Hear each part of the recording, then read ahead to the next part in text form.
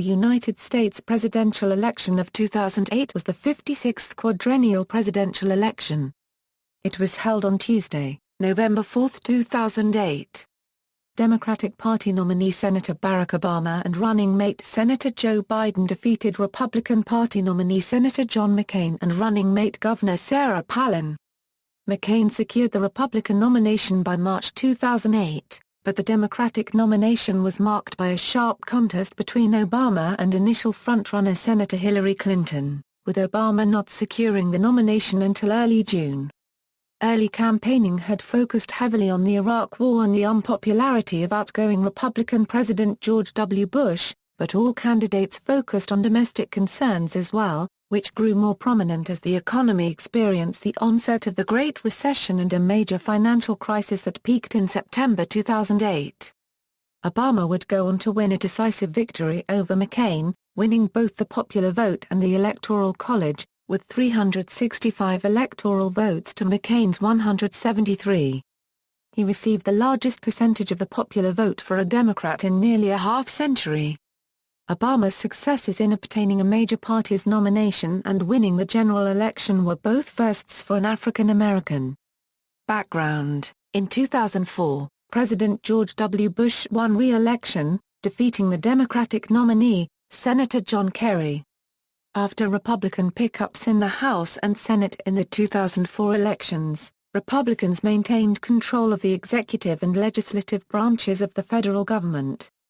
Bush's approval ratings had been slowly declining from their high point of almost 90% after 9/11, and they were barely 50% by his re-election.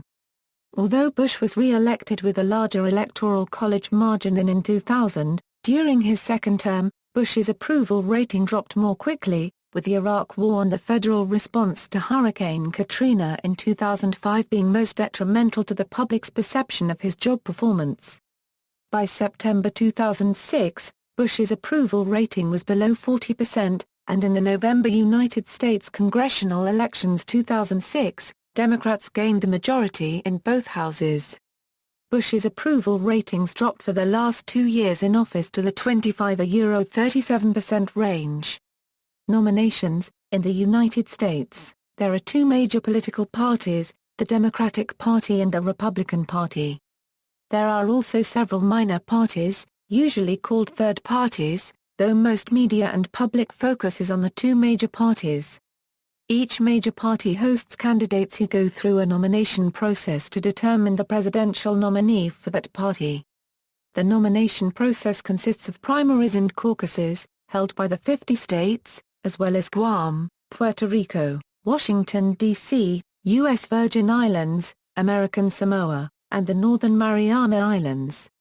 The winner of each of these primary elections usually receives delegates proportional to the percentage of the popular vote that candidate received in each state. In many Republican primaries, all the state's delegates are awarded to the winning candidate. In the Democratic Party, high-ranking party members known as superdelegates each receive one vote in the convention. Whichever candidate has the majority of the delegates at the end of the primary elections is designated the presumptive nominee until he or she is formally nominated and endorsed for the presidency by his or her political party. This is done by the aforementioned delegates for each party. Democratic Party nomination.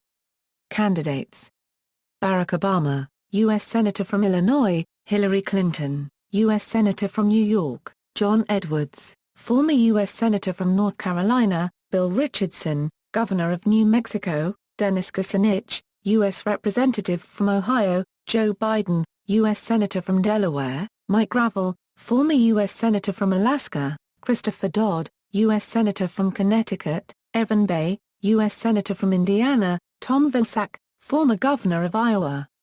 Before the primaries, media speculation had begun almost immediately after the results of the 2004 presidential elections became known. In the 2006 midterm elections, the Democrats regained majorities in both houses of Congress.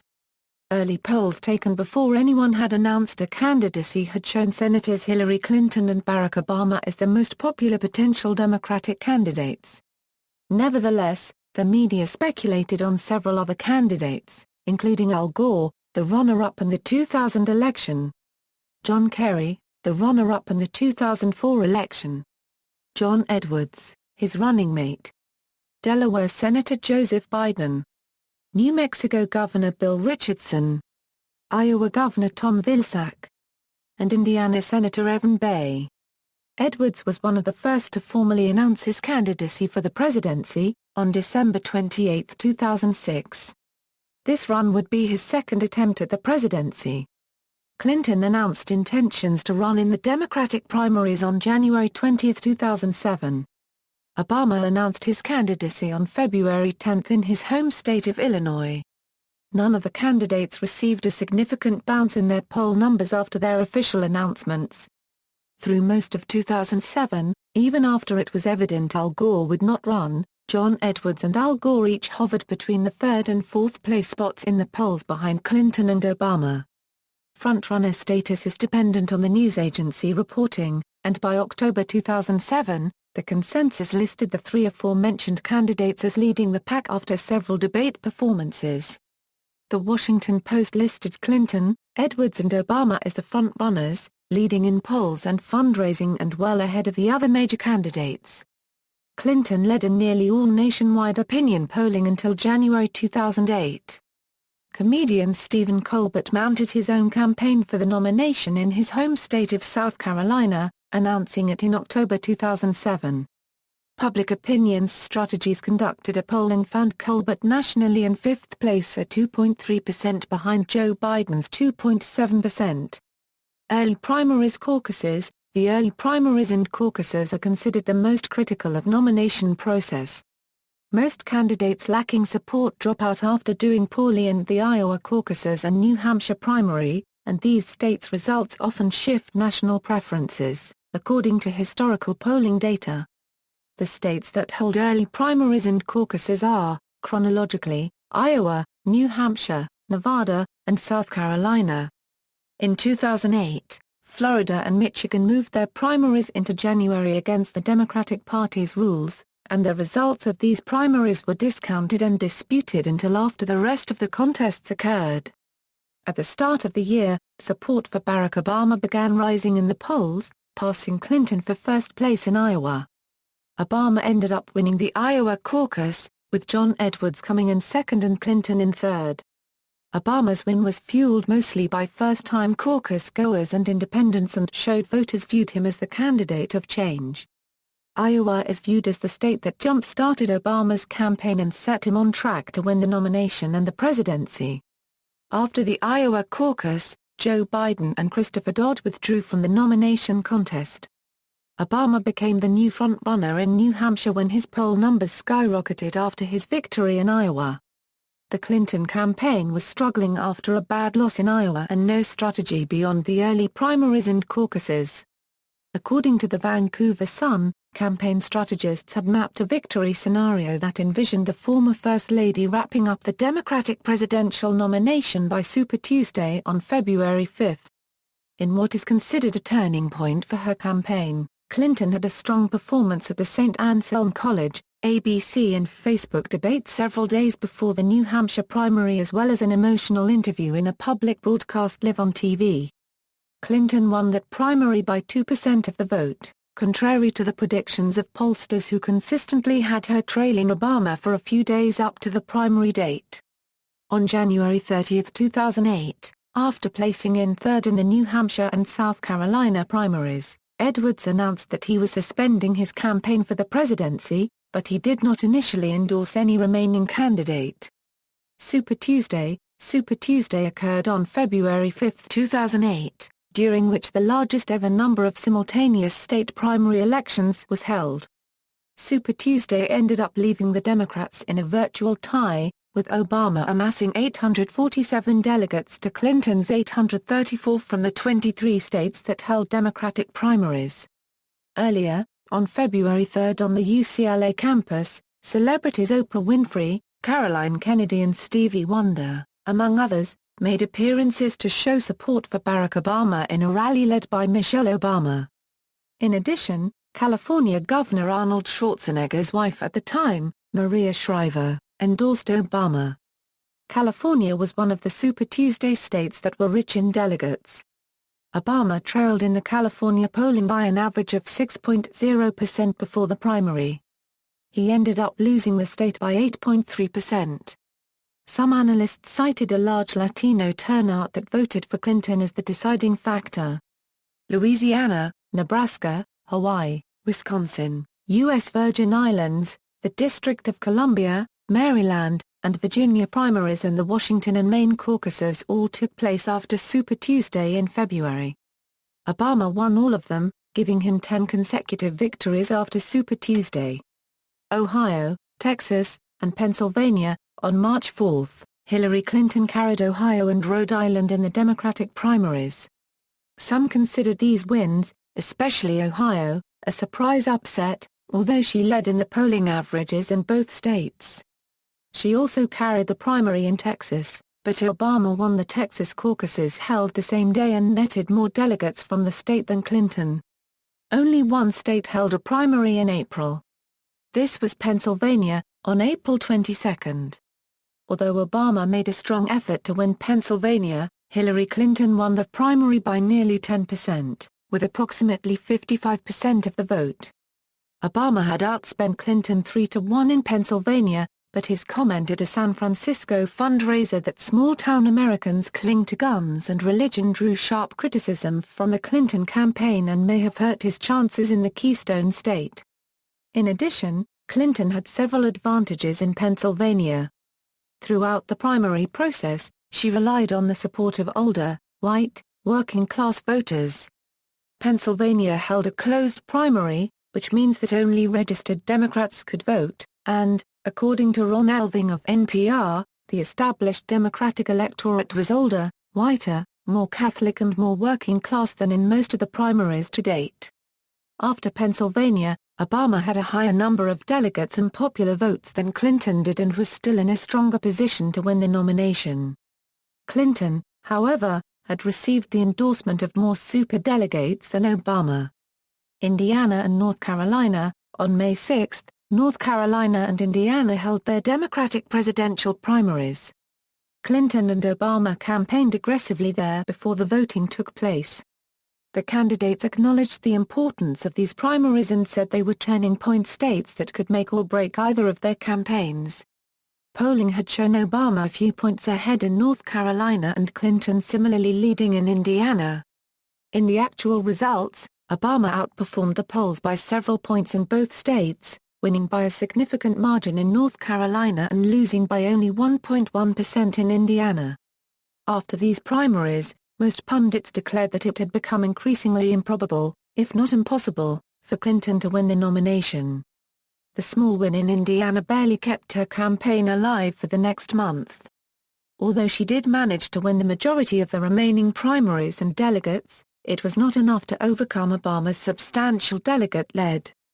Scandal surrounded the primary in Indiana because a Democratic state committee member and county chair led a forgery ring to get all of the Democratic candidates on the ballot. This Democratic state committee member, Owen Butch Morgan, was convicted of felonies regarding the forgeries and sentenced to a year in prison, community corrections, and probation. All Democratic presidential candidates needed, under Indiana law, 500 signatures per congressional district. Owen Butch Morgan, Democrat county chair, congressional district chair, and state committee member, was convicted as the leader. Congressional candidate Andrew Straw called on Morgan to resign in May 2011 over inaccessibility of the Democratic headquarters in South Bend, but he resigned instead over the petition forgery indictment. Straw is now the state chair of the Disability Party in Indiana. Florida and Michigan. During late 2007, the two parties adopted rules against states moving their primaries to an earlier date in the year. For the Republicans, the penalty for this violation was supposed to be the loss of half the state party's delegates to the convention. The Democratic penalty was the complete exclusion from the National Convention of delegates from states that broke these rules. The Democratic Party allowed only 4 states to hold elections before February 5, 2008. Initially, the Democratic leadership said it would strip all delegates from Florida and Michigan, which had moved their primaries into January. In addition, all major Democratic candidates agreed officially not to campaign in Florida or Michigan, and Edwards and Obama removed their names from the Michigan ballot. Clinton won a majority of delegates and popular votes from both states and subsequently led a fight to seat all the Florida and Michigan delegates. Political columnist Christopher Weber noted that while her action was self-serving, it was also pragmatic to forestall Florida or Michigan voters becoming so disaffected they did not vote for Democrats in the general election. There was some speculation that the fight over the delegates could last until the convention in August. On May 31, 2008, the Rules and Bylaws Committee of the Democratic Party reached a compromise on the Florida and Michigan delegate situation.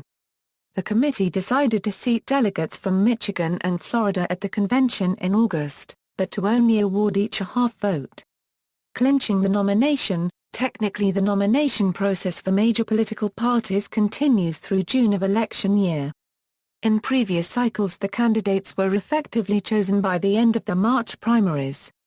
In this cycle, Barack Obama did not win enough delegates to secure the nomination until June 3, after a 17-month-long campaign against Hillary Clinton. Obama had a wide lead in states won, while Clinton had won majorities in several of the larger states. Because a form of proportional representation and popular vote decided Democratic state delegate contests, numbers were close between Clinton and Obama. The contest for the nomination continued into June 2008. By May, Clinton claimed to hold a lead in the popular vote, but the Associated Press found her numbers accurate only in one close scenario. In June, after the last of the primaries had taken place, Obama secured the Democratic nomination for president, with the help of multiple superdelegate endorsements. He was the first African American to win the nomination of a major political party in the United States. For several days, Clinton refused to concede the race, although she signaled her presidential campaign was ending in a post-primary speech on June 3 in her home state of New York. She finally conceded the nomination to Obama on June 7. She pledged her full support to the presumptive nominee and vowed to do everything she could to help him get elected. Republican Party nomination. The 2008 election was not only was this the first since 1952 that neither the incumbent president nor the incumbent vice president was a candidate in the general election, but it was also the first time since the 1928 election that neither sought his party's nomination for president. As Bush was term-limited from seeking another nomination, the unique aspect was Vice President Cheney's decision not to seek the Republican nomination. This left the Republican field just as open to a wide field of new candidates as the Democratic field. Candidates: John McCain, U.S. Senator from Arizona; Mitt Romney, former Governor of Massachusetts; Mike Huckabee, former Governor of Arkansas; Ron Paul, U.S. Representative from Texas; John H. Cox, President of the Cook County, Illinois, Republican Party; Rudy Giuliani, former Mayor of New York City; Fred Thompson, former U.S. Senator from Tennessee; Alan Keyes, former U.S. ECOSOC Ambassador from Maryland; Duncan Hunter, U.S. Representative from California; Tom Tancredo, U.S. Representative from Colorado; Sam Brownback, U.S. Senator from Kansas; Jim Gilmore, former Governor of Virginia; Tommy Thompson, former Governor of Wisconsin.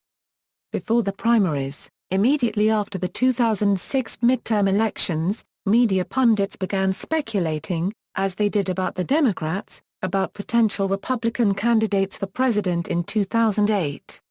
In November 2006, former New York City Mayor Rudolph Giuliani led in the polls, followed closely by Arizona Senator John McCain. The media speculated that Giuliani's pro-choice stance on abortion and McCain's age and support of the unpopular Iraq War would be detriments to their candidacies. Giuliani remained the front-runner in the polls throughout most of 2007, with McCain and former Tennessee Senator Fred Thompson fighting for second place. Arkansas Governor Mike Huckabee, Giuliani, former Massachusetts Governor Mitt Romney, and Texas Congressman Ron Paul announced their candidacies on January 28, February 5, February 13, and March 12, respectively. McCain officially announced his candidacy on March 1, 2007, after several informal announcements. In the third quarter of 2007, the top four GOP fundraisers were Romney, Giuliani, Thompson, and Ron Paul. MSNBC's Chuck Todd christened Giuliani and John McCain the frontrunners after the second Republican presidential debate in early 2007. Early primaries caucuses, Huckabee, after winning in Iowa, had little money and hoped for a third-place finish in New Hampshire. McCain eventually displaced Rudy Giuliani and Romney as the frontrunner in New Hampshire. McCain staged a turnaround victory, having been written off by the pundits and polling in single digits less than a month before the race. With the Republicans stripping Michigan and Florida of half their delegates for moving their primaries into January 2008 against party rules, the race for the nomination was based there. McCain meanwhile managed a small victory over Huckabee in South Carolina, setting him up for a larger and more important victory over Romney in Florida, which held a closed primary on January 29. By this time, after several scandals, no success in the early primaries, and a third-place finish in Florida, Giuliani conceded from the nomination race and endorsed John McCain the next day. Super Tuesday, McCain was also endorsed in February by California Governor Arnold Schwarzenegger before the California primary took place on Super Tuesday. This gave him a significant boost in the polls for the state's primary, which awarded the greatest number of delegates of all the states. On Super Tuesday, McCain won his home state of Arizona, taking all 53 delegates. He also won nearly all of California's 173 delegates, the largest of the Super Tuesday prizes. McCain also scored wins in 7 other states, picking up 574 delegates. Huckabee was the surprise performer, winning 5 states and 218 delegates. Romney won 7 states and 231 delegates. 2 days later, Romney suspended his presidential campaign, saying that if he stayed in the race, he would forestall the launch of the national campaign and be making it easier for Senator Clinton or Obama to win.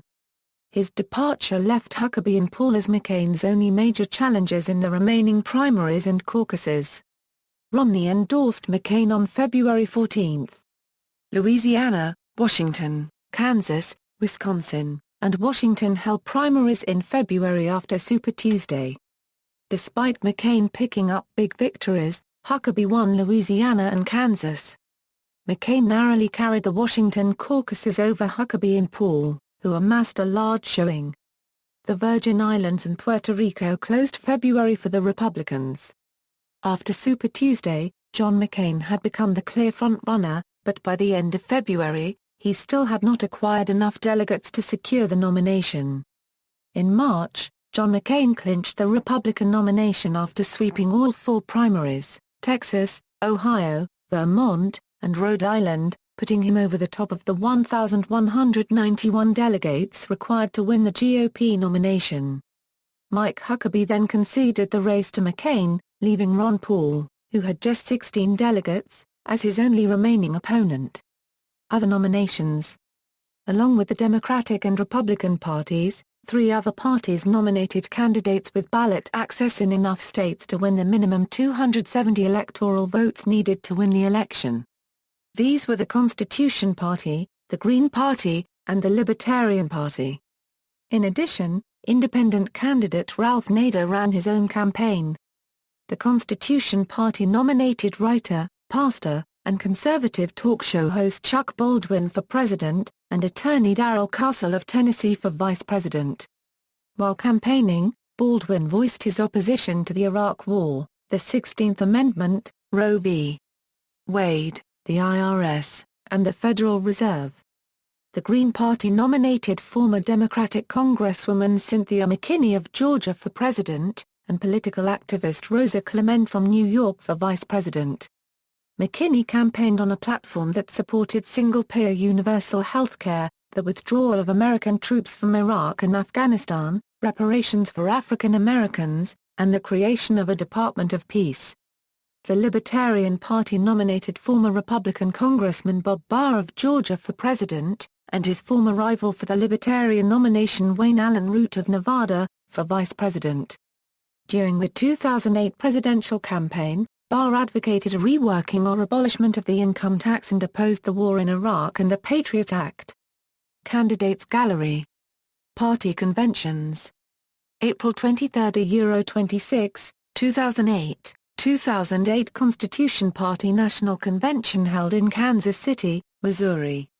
May 23, 26, 2008, 2008 Libertarian National Convention, held in Denver, Colorado. July 10, 13, 2008, 2008 Green Party National Convention, held in Chicago, Illinois. August 25, 28, 2008, 2008 Democratic National Convention, held in Denver, Colorado. September 1, 4, 2008, 2008 Republican National Convention, held in St. Paul, Minnesota. General Election Campaign. An issue in the election was Obama's possible, and then actual, nomination by the Democratic Party. On August 28, 2008, when Obama formally accepted the Democratic nomination for president, he became the first African American to be nominated for president by a major political party. The television audiences for both McCain's and Obama's acceptance speeches broke records, according to Nielsen ratings. Issues. Iraq. The unpopular war in Iraq was a key issue during the campaign before the economic crisis. John McCain supported the war while Barack Obama opposed it, though McCain meant it as a peacetime presence like the United States maintained in Germany and Japan after World War II. His statement that the United States could be in Iraq for as much as the next 50 to 100 years would prove costly. Obama used it against him as part of his strategy to tie him to the unpopular President Bush. John McCain's support for the troop surge employed by General David Petraeus, which was one of several factors credited with improving the security situation in Iraq, may have boosted McCain's stance on the issue in voters' minds. McCain argued that his support for the successful surge showed his superior judgment. However, Obama was quick to remind voters that there would have been no need for a surge had there been no war at all, thus questioning McCain's judgment. Bush's unpopularity. George W. Bush had become increasingly unpopular by 2006. Polls consistently showed that about 30% of the American public approved of his job performance.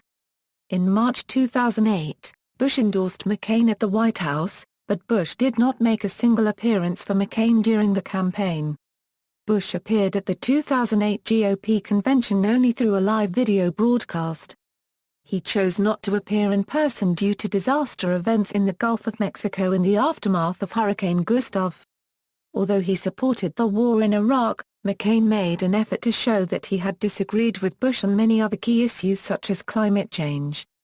During the entire general election campaign, Obama countered by pointing out in ads and at numerous campaign rallies that McCain had claimed in an interview that he voted with Bush 90% of the time, and congressional voting records supported this for the years Bush was in office.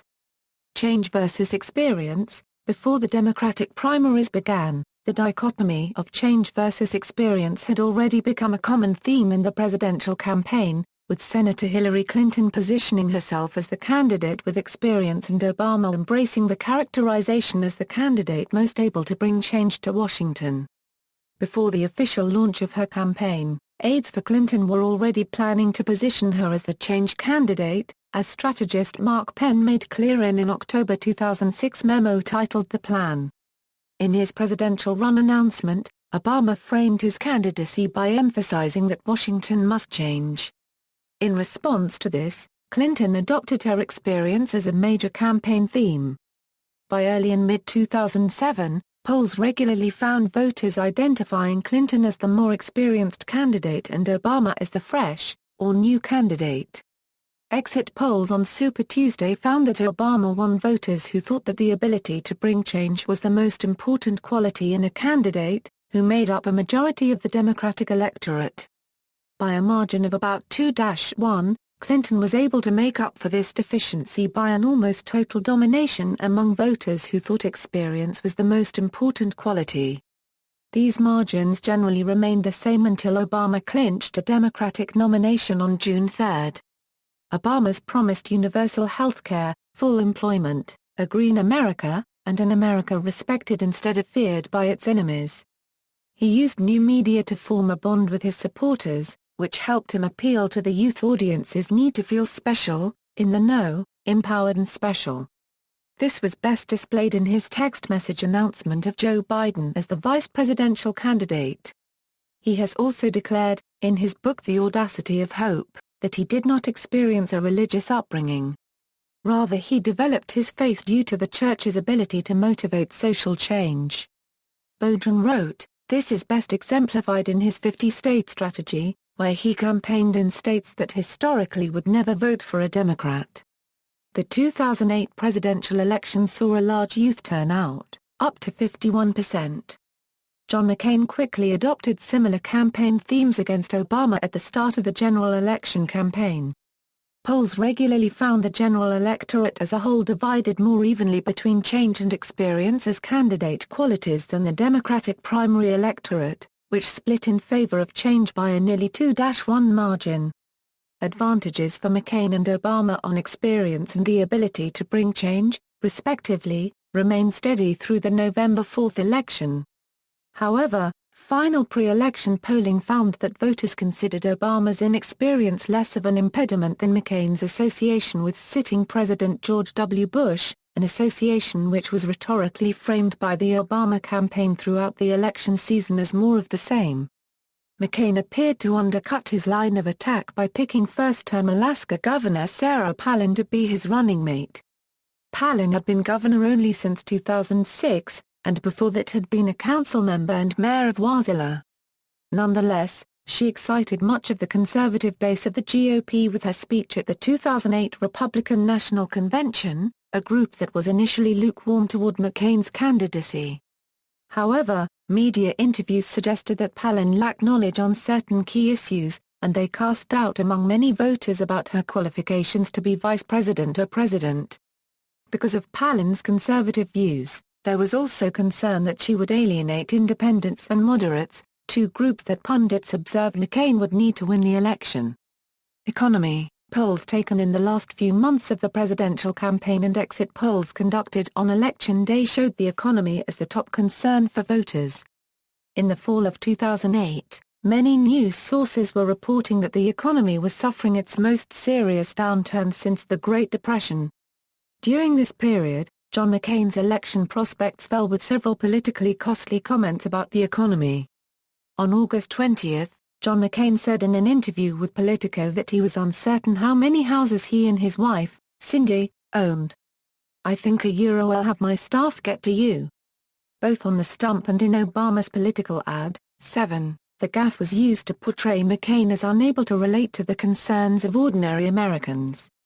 This out-of-touch image was further cultivated when, on September 15, the day of the Lehman Brothers bankruptcy, at a morning rally in Jacksonville, Florida, McCain declared that the fundamentals of our economy are strong, despite what he described as tremendous turmoil in our financial markets and Wall Street.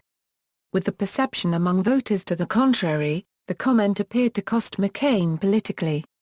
On September 24, 2008, after the onset of the 2008 financial crisis, McCain announced that he was suspending his campaign to return to Washington to help craft a $700 billion bailout package for the troubled financial industry, and he stated that he would not debate Obama until Congress passed the bailout bill. Despite this decision, McCain was portrayed as not playing a significant role in the negotiations for the first version of the bill, which fell short of passage in the House. He eventually decided to attend the first presidential debate on September 26, despite Congress' lack of immediate action on the bill. His ineffectiveness in the negotiations and his reversal and decision to attend the debates was seized upon to portray McCain as erratic in his response to the economy. Days later, a second version of the original bailout bill was passed by both the House and Senate, with Obama, his vice presidential running mate Joe Biden, and McCain all voting for the measure. All the aforementioned remarks and campaign issues hurt McCain's standing with voters. All these also occurred after the economic crisis and after McCain's poll numbers had started to fall. Although sound bites of all of these missteps were played repeatedly on national television, many pundits and analysts say that the actual financial crisis and economic conditions caused McCain's large drop in support in mid-September and severely damaged his campaign. Healthcare. John McCain's proposals focused on open market competition rather than government funding or control. At the heart of his plan were tax credits $2,500 for individuals and $5,000 for families who do not subscribe to or do not have access to healthcare through their employer. To help people who were denied coverage by insurance companies due to pre-existing conditions, McCain proposed working with states to create what he calls a guaranteed access plan. Barack Obama called for universal health care. His healthcare plan proposed creating a national health insurance exchange that would include both private insurance plans and a Medicare-like government-run option. Coverage would be guaranteed regardless of health status, and premiums would not vary based on health status either. It would have required parents to cover their children, but did not require adults to buy insurance. The Philadelphia Inquirer reported that the two plans had different philosophical focuses. They described the purpose of the McCain plan as to make insurance more affordable, while the purpose of the Obama plan was for more people to have health insurance. The Des Moines Register characterized the plans similarly.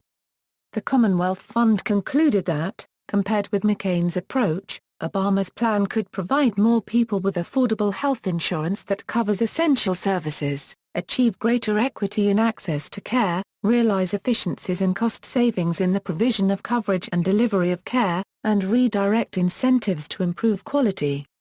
Critics of McCain's plan argued that it would not significantly reduce the number of uninsured Americans, would increase costs, reduce consumer protections and lead to less generous benefit packages. Critics of Obama's plan argued that it would increase federal regulation of private health insurance without addressing the underlying incentives behind rising healthcare spending. Mark Powley suggested that a combination of the two approaches would work better than either one alone. Various analyses of the two candidates' plans came to widely varying predictions of their costs and effects. A comparison by the Tax Policy Center, a project of the Brookings Institution and the Urban Institute, estimated that Obama's proposals could cost $1.6 trillion over 10 years, while the tax-related provisions of McCain's proposals could cost $1.3 trillion over the same period.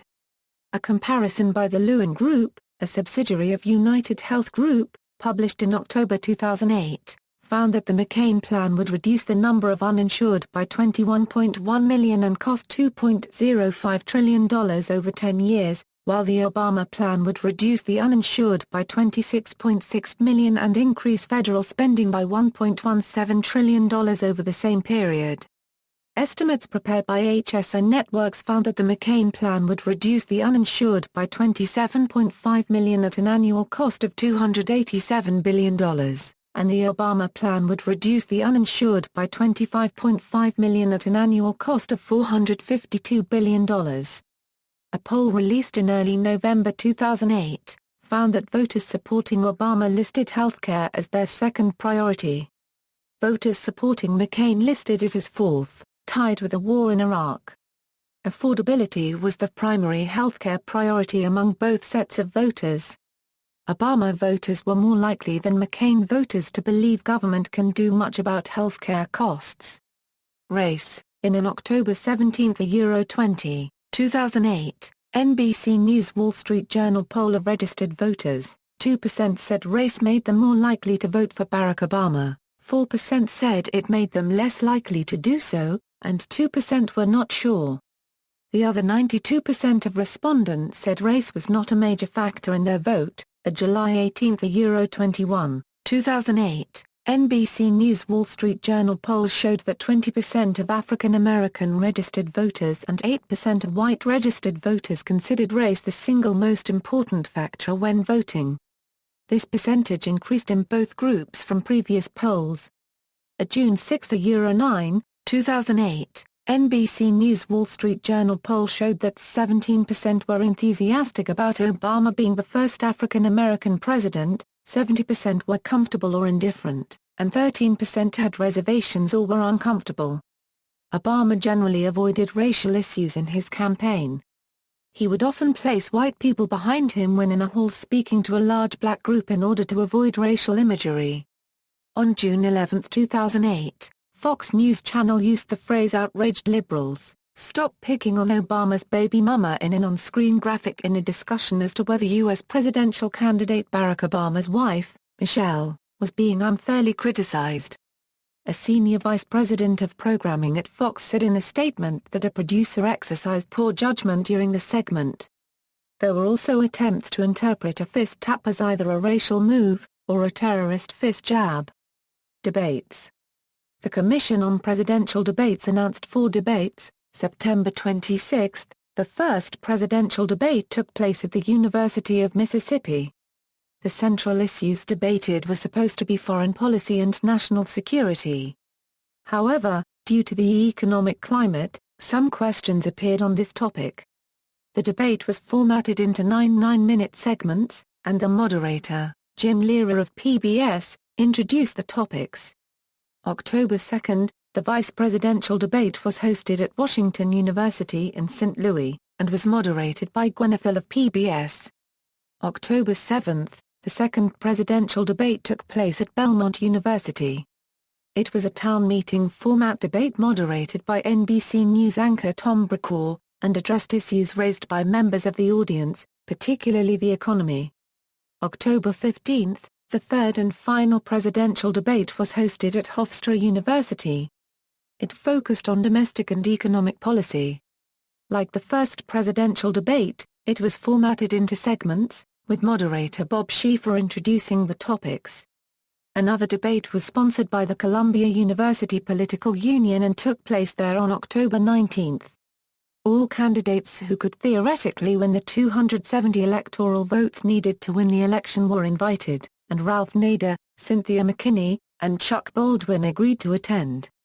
Amy Goodman, principal host of Democracy Now! Moderated. It was broadcast on cable by C-SPAN and on the Internet by Break the Matrix. Campaign costs. The reported cost of campaigning for president has increased significantly in recent years. One source reported that if the costs for both Democratic and Republican campaigns were added together, the costs have more than doubled in only 8 years. In January 2007, Federal Election Commission Chairman Michael E. Toner estimated that the 2008 race would be a $1 billion election, and that to be taken seriously, a candidate would have needed to raise at least $100 million by the end of 2007. Although he had said he would not be running for president, published reports in 2007 indicated that billionaire and New York City Mayor Michael Bloomberg had been considering a presidential bid as an independent with up to $1 billion of his own fortune to finance it. Bloomberg ultimately ended this speculation by unequivocally stating that he would not run. With the increase in money expenditures, many candidates did not use the public financing system funded by the Presidential Election Campaign Fund checkoff. John McCain, Tom Tancredo, John Edwards, Chris Dodd, and Joe Biden qualified for and elected to take public funds throughout the primary process. Major Democratic candidates Hillary Clinton and Barack Obama chose not to participate in the public financing system. Expense summary. According to required campaign filings as reported by the Federal Election Commission, 148 candidates for all parties collectively raised $1,644,712,232 and spent $1,601,104,696 for the primary and general campaigns combined through November 24, 2008. The amounts raised and spent by the major candidates, according to the same source, were as follows: notable expressions and phrases, drill, baby, drill. A Republican self-described energy policy, yes we can, Obama's campaign slogan, that won, McCain's reference to Obama during the second debate. Lipstick on a pig. Obama used this phrase to insinuate that any changes that McCain was advocating from the policies of George W. Bush would only be slight modifications of Bush's policies, but the underlying policies would be the same, and in Obama's opinion, bad. Republicans called it sexism because Sarah Palin cracked a joke during the Republican convention that the only difference between a hockey mom and a pit bull is lipstick. Internet campaigns, fundraising. Howard Dean collected large contributions through the Internet in his 2004 primary run. In 2008, candidates went even further to reach out to Internet users through their own sites and such sites as YouTube, MySpace, and Facebook. On December 16, 2007, Ron Paul collected $6 million, more money on a single day through Internet donations than any presidential candidate in U.S. history. Promotion. Not only did the Internet allow candidates to raise money, but also it gave them a tool to appeal to newer and younger demographics.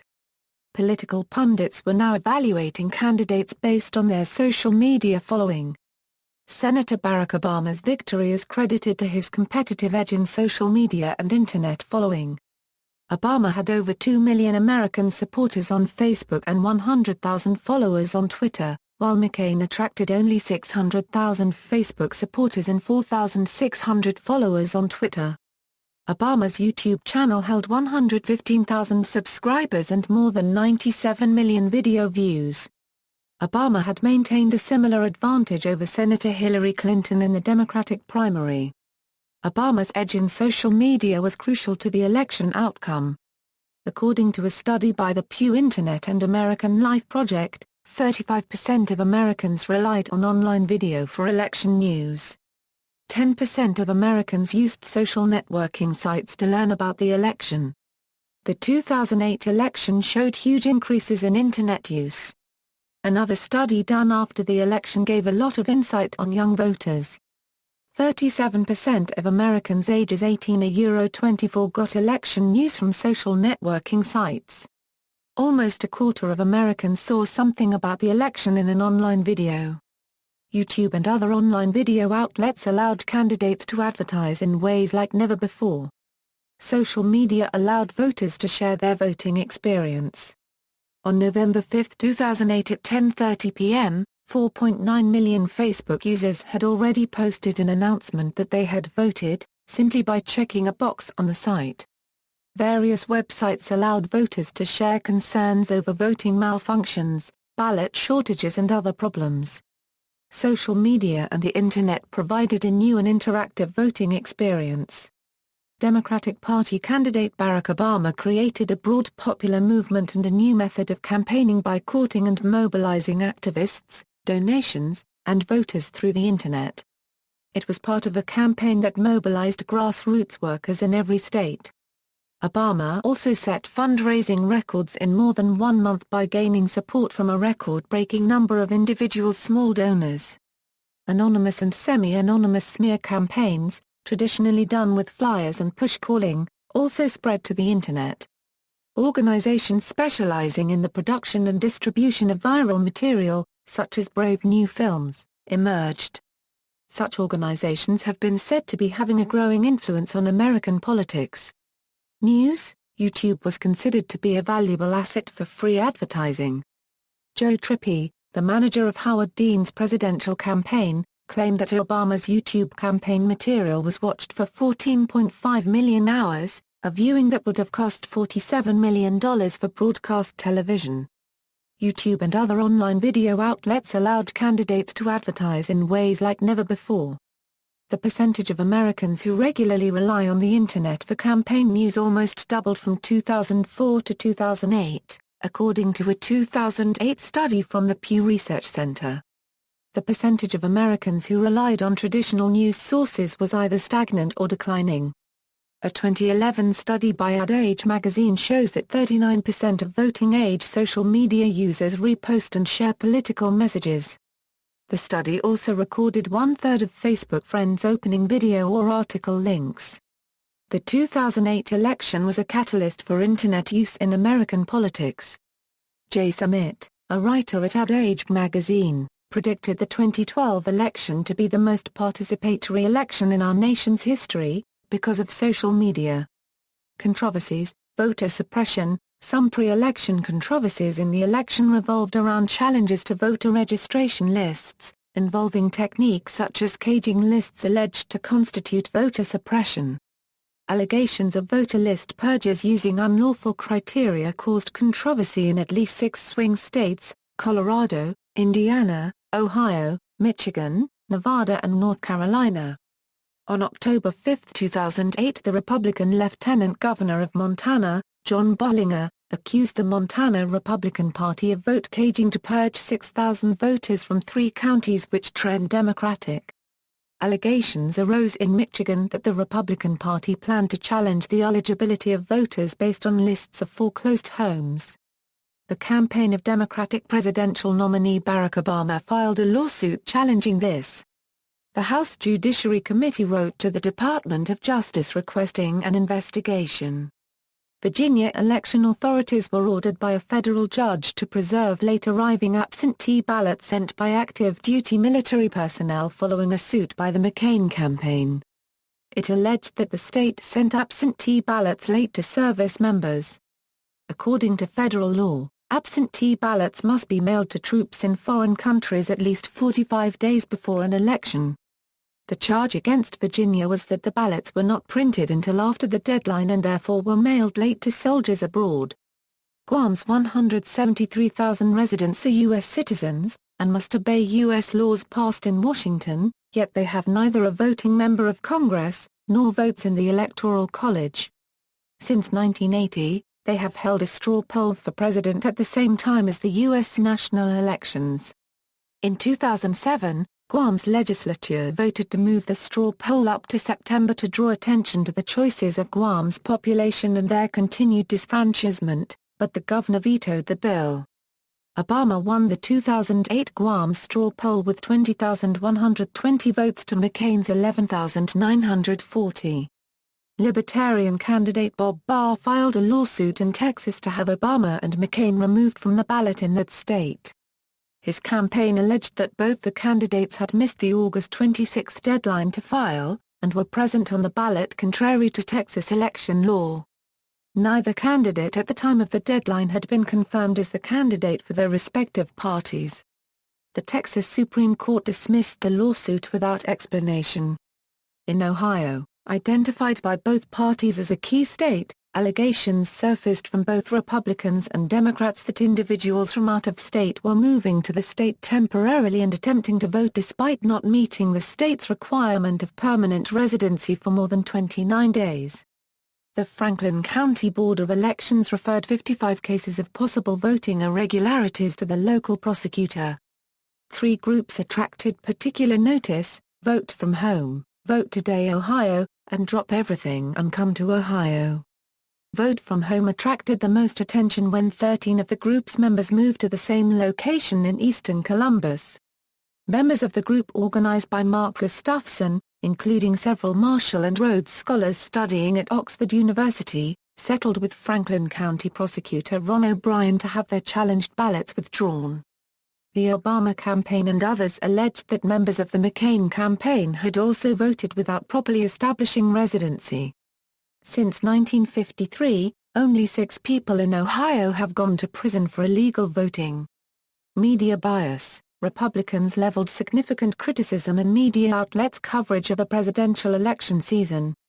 An October 22, 2008 Pew Research Center poll estimated 70% of registered voters believed journalists wanted Barack Obama to win the election, as opposed to 9% for John McCain. Another Pew survey, conducted after the election, found that 67% of voters thought that the press fairly covered Obama, versus 30% who viewed the coverage as unfair. Regarding McCain, 53% of voters viewed his press coverage as fair versus 44% who characterized it as unfair. Among affiliated Democrats, 83% believed the press fairly covered Obama. Just 22% of Republicans thought the press was fair to McCain. At the February debate, Tim Rosett of NBC News was criticized for what some perceived as disproportionately tough questioning of Democratic presidential contender Hillary Clinton. Among the questions, Rosett had asked Clinton, but not Obama, to provide the name of the new Russian president. This was later parodied on Saturday Night Live.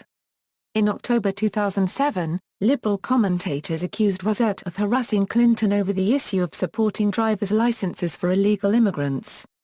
On April 16, ABC News hosted a debate in Philadelphia, Pennsylvania. Moderators Charles Gibson and George Stephanopoulos were criticized by viewers, bloggers and media critics for the poor quality of their questions. Many viewers said they considered some of the questions irrelevant when measured against the importance of the faltering economy or the Iraq War. Included in that category were continued questions about Obama's former pastor, Senator Hillary Clinton's assertion that she had to duck sniper fire in Bosnia more than a decade ago, and Senator Obama's not wearing an American flag pin. The moderators focused on campaign gaffes and some believed they focused too much on Obama. Stephanopoulos defended their performance, saying Senator Obama was the frontrunner, and the questions were not inappropriate or irrelevant at all. In an op-ed published on April 27, 2008 in the New York Times, Elizabeth Edwards wrote that the media covered much more of the rancor of the campaign, and amount of money spent than the candidates' priorities, policies and principles. Author Erica Jong commented that our press has become a sea of triviality, meanness and irrelevant chatter. A Gallup poll released on May 29, 2008 also estimated that more Americans felt the media was being harder on Hillary Clinton than they were towards Barack Obama. The Project for Excellence in Journalism and Harvard University's Joan Shorenstein Center on the Press, Politics and Public Policy conducted a study of 5,374 media narratives and assertions about the presidential candidates from January 1 through March 9, 2008. The study found that Obama received 69% favorable coverage and Clinton received 67%, compared to only 43% favorable media coverage of McCain. Another study by the Center for Media and Public Affairs at George Mason University found the media coverage of Obama to be 72% negative from June 8 to July 21 compared to 57% negative for McCain. An October 29 study found 29% of stories about Obama to be negative, compared to 57% of stories about McCain being negative. Conduct. Election day was on November 4, 2008. The majority of states allowed early voting, with all states allowing some form of absentee voting. Voters cast votes for listed presidential candidates but were actually selecting representatives for their state's electoral college slate. A McCain victory quickly became improbable as Obama amassed early wins in his home state of Illinois, the Northeast, and the critical battleground states of Ohio and Pennsylvania by 9:30 p.m. Eastern Standard Time. Obama won the entire Northeast by comfortable margins and the Great Lakes states of Michigan, Wisconsin, and Minnesota by double digits. McCain held on to traditionally Republican states like North Dakota, South Dakota, Nebraska, Kansas, Oklahoma, Montana, Utah, Idaho, Wyoming, and his home state of Arizona. McCain, unlike Bush in 2000 and 2004, failed to win all the southern states. Obama won Florida, North Carolina, and Virginia. Obama also won the hotly contested states of Iowa and New Mexico, which Al Gore had won in 2000 and George W. Bush in 2004. Also, for only the second time since 1940, Indiana went Democratic, giving Obama all 8 Great Lakes states, the first time a presidential candidate had won all of them since Richard Nixon in 1972. CNN and Fox News called Virginia for Obama shortly before 11 p.m., leaving him only 50 electoral votes shy of victory with only 6 West Coast states still voting. All American networks called the election in favor of Obama at 11 p.m. as the polls closed on the West Coast. Obama was immediately declared the winner in California, Oregon, Washington, and Hawaii. McCain won Idaho, and the Electoral College totals were updated to 297 for Obama and 146 for McCain. McCain gave a concession speech half an hour later in his hometown of Phoenix, Arizona. Obama appeared just before midnight Eastern Time in Grant Park, Chicago, in front of a crowd of 250,000 people to deliver his victory speech. Following Obama's speech, spontaneous street parties broke out in cities across the United States including Philadelphia, Houston, Las Vegas, Miami, Chicago, Columbus, Detroit, Boston, Los Angeles, Portland, Washington, D.C., San Francisco, Denver, Atlanta, Madison, and New York City and around the world in London, Bonn, Berlin, Obama, Japan, Toronto, Rio de Janeiro, Sydney, and Nairobi. Later on election night, after Obama was named the winner, he picked up several more wins in swing states in which the polls had shown a close race. These included Florida, Indiana, Virginia, and the western states of Colorado and Nevada. All of these states had been carried by Bush in 2004. North Carolina and the bellwether state of Missouri remained undecided for several days. Eventually Obama was declared the winner in North Carolina and McCain in Missouri, with Obama pulling out a rare win in Nebraska's 2nd congressional district.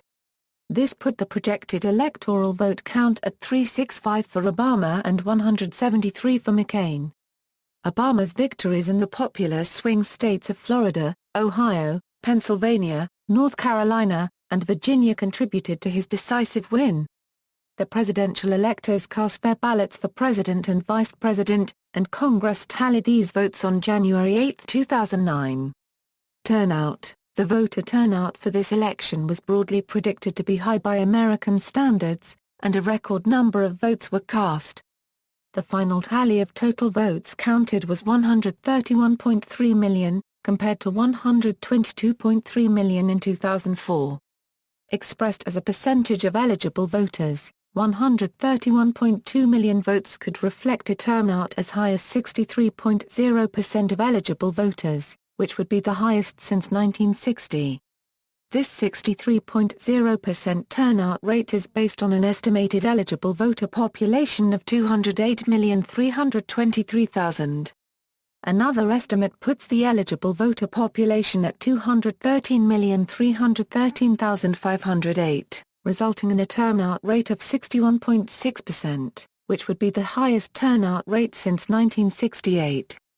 American University's Center for the Study of the American Electorate released a report on November 6, 2008, 2 days after the election, which concluded that the anticipated increase in turnout had failed to materialize. That report was the basis for some news articles that indicated voter turnout failed to meet expectations. When the remaining votes were counted after the release of the report, the total number of votes cast in the presidential election was raised to 131.2 million, which surpassed the American University report's preliminary estimate of 126.5 to 128.5 million voters by a factor of between 2% and 4%. The election saw increased participation from African Americans, who made up 11.1% of the electorate in 2004. Versus 13.0% in 2008. According to exit polls, over 95% of African Americans voted for Obama. This played a critical role in southern states such as North Carolina. 74% of North Carolina's registered African American voters turned out, as opposed to 69% of North Carolinians in general, with Obama carrying 100% of African American females and African Americans age 18 to 29, according to exit polling. This was the case in Virginia as well, where much higher turnout among African Americans propelled Obama to victory in the former Republican stronghold. Even in southern states where Obama was unsuccessful, such as Georgia and Mississippi, due to large African American turnout, he was much more competitive than John Kerry in 2004. Ballot access. No other candidate had ballot access in enough states to win 270 electoral votes. All 6 candidates appeared on the ballot for a majority of the voters, while the 17 other listed candidates were available to no more than 30% of the voters. The following candidates had ballot listing and/or write-in status in more than one state. Alan Keyes received 47,746 votes. Listed in 3 states, Colorado and Florida, plus California, and also had write-in status in Kentucky, Ohio, Texas, and Utah. Ron Paul received 42,426 votes. Listed in Louisiana and in Montana, with write-in status in California. Gloria La Riva received 6,808 votes nationally. Listed in 12 states, Arkansas, Colorado, Florida, Iowa, Louisiana, New Jersey, New York, Rhode Island, Utah, Vermont, Washington, and Wisconsin.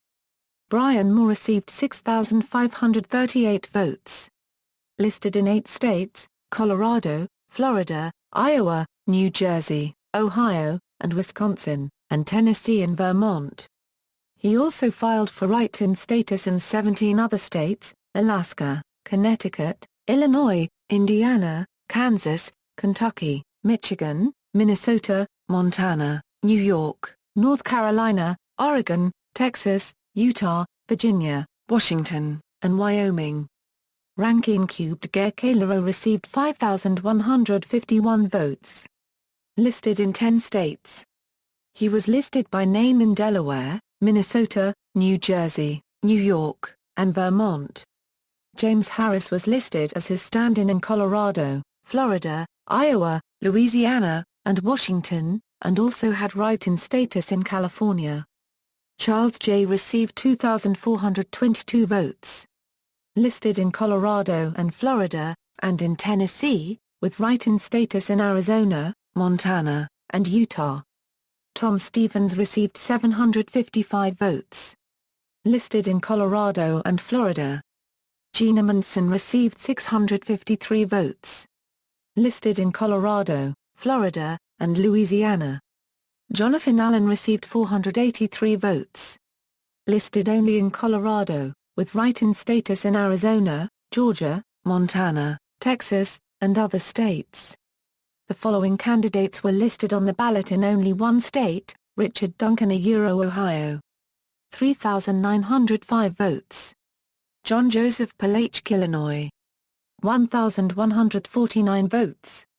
Frank Mayer Colorado. 829 votes. Jeffrey Wambolt Wisconsin. 764 votes. Jeffrey Boss New Jersey. 639 votes. George Phillies New Hampshire. 531 votes. Ted Wheeler Mississippi. 481 votes. Bradford Lytle Colorado. 110 votes. In Nevada, 6,267 votes were cast for none of these candidates. In the three states that officially keep track of blank votes for president, 103,193 votes were recorded as blank. More than 100,000 write-in votes were cast and recorded for a scattering of other candidates, including 62 votes for Santa Claus, and 11 votes for Mickey Mouse. According to the Federal Election Commission, an unusually high number of miscellaneous write-ins were cast for president in 2008, including 112,597 tallied in the 17 states that record votes for non-listed candidates. There were more presidential candidates on the ballot than at any other time in U.S. history, except for the 1992 election, which also had 23 candidates listed in at least one state. Results: popular vote totals are from the official Federal Election Commission report. The results of the electoral vote were certified by Congress on January 8, 2009. Votes by state. The following table records the official vote tallies for each state for those presidential candidates who were listed on ballots in enough states to have a theoretical chance for a majority in the Electoral College. State popular vote results are from the official Federal Election Commission report. The column labeled margin shows Obama's margin of victory over McCain. Maine and Nebraska each allow for their electoral votes to be split between candidates. In both states, 2 electoral votes are awarded to the winner of the statewide race and 1 electoral vote is awarded to the winner of each congressional district. The following table records the official presidential vote tallies for Maine and Nebraska's congressional districts. Close states districts. Red font color denotes states won by Republican John McCain. Blue denotes those won by Democrat Barack Obama. States districts where the margin of victory was under 6%, Missouri 0.13%, North Carolina 0.33%, Indiana 1.03%, Nebraska's 2nd Congressional District 1.21%, Montana 2.26%, Florida 2.82%, Ohio 4.59%, Georgia 5.21%. States districts where margin of victory was more than 6% but less than 10%, Virginia 6.30%, South Dakota 8.41%, Arizona 8.52%, North Dakota 8.63%, Colorado 8.95%, South Carolina 8.98%, Iowa 9.53%, New Hampshire 9.61%, Nebraska's 1st Congressional District 9.77%. International reaction. The American presidential election was followed closely internationally. When it was clear that Obama was victorious, many world leaders sent congratulations and well wishes to the president-elect. Voter demographics, source, exit polls conducted by Edison Research of Somerville, New Jersey, for the National Election Pool, a consortium of ABC News, Associated Press, CBS News, CNN, Fox News, and NBC News. Analysis: Obama, having a Caucasian mother and Kenyan father of the Luo ethnic group, became the first African American as well as the first biracial president. The Obama-Biden ticket was also the first winning ticket in American history on which neither candidate was a white Anglo-Saxon Protestant. Biden is Roman Catholic and is the first Roman Catholic to be elected vice president. Obama and Biden were the first president and vice president elected from the Senate since 1960. Obama became the first Northern Democratic president since Kennedy, and the Obama-Biden ticket was the first winning Democratic ticket to feature two Northerners since 1940. Also, Obama became the first Democratic candidate to win a majority of the popular vote since Jimmy Carter in 1976, the first to win a majority of both votes and states since Lyndon Johnson in 1964, and the first Northern Democrat to win a majority of both votes and states since Franklin Roosevelt in 1944. Prior to the election, commentators discussed whether Senator Obama would be able to redraw the electoral map by winning states that had been voting for Republican candidates in recent decades. In many ways, he was successful. He won every region of the country by double digits except the South, which John McCain won by 9%. Obama won Delaware, the District of Columbia, Maryland, North Carolina, Florida, and Virginia in the South. McCain won most of the Deep South, where white voters have supported Republican candidates by large margins in the last few decades. Obama also defied political bellwethers, becoming the first person to win the presidency while losing Missouri since 1956 and while losing Kentucky and Tennessee since 1960. He was the first Democrat to win the presidency without winning West Virginia since 1916 and the first Democrat to win without Arkansas since that state joined the Union in 1836. Indiana and Virginia voted for the Democratic nominee for the first time since 1964. Although Obama did not win other normally Republican states such as Georgia and Montana, he nonetheless was competitive in both.